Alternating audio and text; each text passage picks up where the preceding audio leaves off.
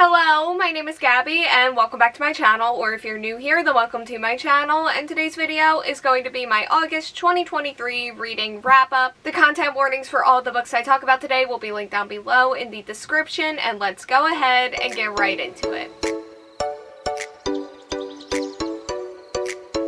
We are going to start this video off by talking about Volume 8 of Demon Slayer by Koyoharu Gotouge. Demon Slayer follows our main character Tanjiro, whose peaceful life is shattered when his entire family is slaughtered by a demon. This is an attack that turns his little sister into a demon, so he sets out to try to turn his sister back to normal and also avenge his family. Volume 8 is part of the Mugen Train arc, and I said this back in my July wrap-up when I talked about Volume 7, but this just hasn't been my favorite arc, and it usually is. So basically, I like what the anime did better than what the manga is doing by, like, a lot. And that doesn't mean that I didn't enjoy this volume. I did, but I can't not compare this to the movie, so based on those standards, I was kind of disappointed here. And we're gonna go a little bit out of order here, but I also did read Volume 9 of Demon Slayer this month, and I enjoyed Volume 9 more than Volume 8, which was something that I wasn't expecting. This is the start of the Entertainment District arc, and I'm enjoying this about the same amount as I enjoyed the anime, which just means that I'm enjoying it. And I'm looking forward to reading more of it, which is always a good thing, because I have a lot of manga series that I need to catch up to / finish, and this just seems to be one of the series that I'm actually making good progress in right now. Next up is Hurricane Child by Kacen Callender. This is a middle grade book that follows our main character who was born during a hurricane and has faced a lot of bad luck in her life because of that. This includes a spirit that is following her around and also her missing mother. However, when a new student arrives at her school, our main character's luck takes a turn for the better and she begins to develop a crush on her. These two must go out into a hurricane in order to find her missing mother before she loses her forever. So Kacen Callender is definitely a favorite author of mine and has been ever since I read Felix Ever After a few years ago, and that amazing book up there was more than enough for me to know that I need to read everything that this author has ever written and will ever write, so that brought me here. Well, that, and also more specifically King and the Dragonflies by Kacen Callender, because this is also a middle grade book, and also a much more recent 5-star. As for this book though, there were definitely times where I wanted things to kind of slow down and dive deeper, because there were interesting things and complex relationships going on, especially when it comes to the family dynamics. I don't know, this was one that I finished reading and I was like, okay, that was good, but there are definitely books by this author that I like a lot more. That being said, my favorite part of this book was definitely the writing, and the descriptions were just incredible and definitely made this book more than worth the read. So I'm glad that I read it, and I gave Hurricane Child 3.5 out of 5 stars. Next up is Red, White, and Royal Blue by McQuiston. When his mother was first elected president, our main character was cast as the perfect first son by the American people. However, everything changes when his feud with Prince Henry gets caught on screen by the media, which means that they now need to fake a friendship for damage control, but it isn't long before that friendship starts to develop into something much deeper than they could have ever imagined. This was a reread for me because the lovely movie adaptation came out this month, which reminded me that I haven't read this book in like 4 years, so I read it again. The first time that I read this book, it was a 5-star, but it wasn't a book that I felt a huge attachment to, and over the years, the majority of the positive feelings that I had towards it basically waned into nothing, and it ended up just being a book that I knew that I liked at one point. My first warning that I was greatly underappreciating the story happened earlier this year when I fell in love with One Last Stop by McQuiston. My other warning was when I saw some images from the movie pre-release, and as soon as I started actually rereading this story, it just consumed my entire being. I want to start just by talking about the writing, because there are so many little details in here that just bring everything and everyone to life. And based on this and also One Last Stop, that just has to be one of my favorite things about McQuiston as an author. There's just so much thought that goes into their stories and their characters. Like, this book has so much going on, but in the best way possible. The characters were incredible and adorable, and just like One Last Stop, the chemistry between the characters was like on an entirely different level. And there were so many fun and heartwarming moments, and also really impactful emotional moments as well. And this romance is definitely one of my favorites that I've read so far this year, and it's high up on the list, and I've had some really good ships this year. This book was also just such a huge comfort read during a time that I really needed it recently, so that combined with just everything else just makes me so incredibly grateful that I got like this second chance to be with these characters again and fall in love with them all over again, and to watch Alex and Henry fall in love all over again. I still think about this story every single day. It's not a perfect book, but it does have my heart, and I gave it 5 stars. Next up is The Summer I Turned Pretty by Jenny Han. This follows our main character Belly, who spends every summer at a beach house with 2 boys, Conrad and Jeremiah, who have never really noticed her noticing them. That is until they do, and everything begins to change for the better and also the worse. This one is a mess, both in good ways and also bad ways, but either way, it's a mess. I will say that I was scared that I would hate this book going into it, and I can say now that I didn't hate it.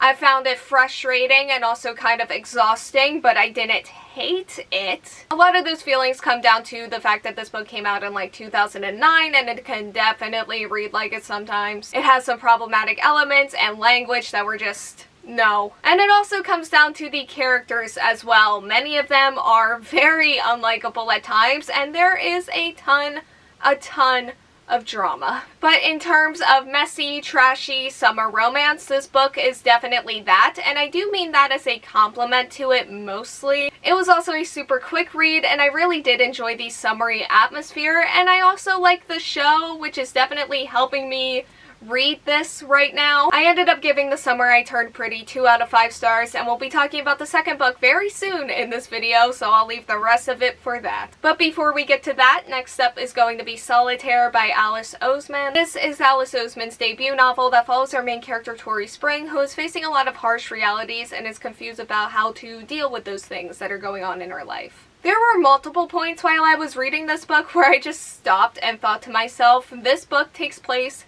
in the same universe, same timeline as Heartstopper, which is just wild to me based on some of the things that happen in this story plot-wise. This was definitely a darker one. Tori's voice felt very raw in a way that I really appreciated, and it also felt relatable, especially when I think back to the times where I was Tori's age. There were also really interesting relationships, and I really did love the mysterious elements to this book, which I was not expecting going into it. But it was a very, very pleasant surprise. This book also felt very YA, but also like good YA. There were a couple of moments where I was side-eyeing the way this book handled certain situations, but I do have a soft spot for this one nonetheless. Maybe it's the Heartstopper connection, I don't know, but I ended up giving it 3.75 out of 5 stars. And the final book that I finished in the month of August is It's Not Summer Without You by Jenny Han, which is the sequel to The Summer I Turned Pretty. This is one that I actually did read entirely in one day, which is always something to celebrate. I read this book when I was towards the end of season 1 of the show. I have now since finished season 1 of the show, and am just like 1 episode into season 2.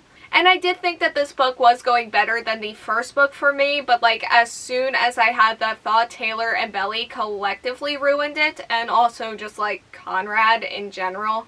This is another one that does get pretty dark, especially when it comes to grief. And then this is also one that I found to be more love triangle-y than the first one, which on one hand was like a good thing, but on the other hand I did find it annoying and again kind of exhausting. There's more problematic content and language again. The show definitely made a lot of necessary changes, adjustments, and additions, I feel like. Like I said earlier, I just started season 2, but based off of season 1, they made the story just feel so much more fun, and like the emotional moments are landing a lot better. And I also just like the cast too, so I'll probably end up reading the 3rd book soon just because the show exists. But this was another 2 out of 5 stars. Okay, so that is all that I have for today's video. Thank you all so much for watching. Like, comment, subscribe, hit the bell, and answer the question that'll be around here if you want to do that. And hopefully I will see you here next time. Bye!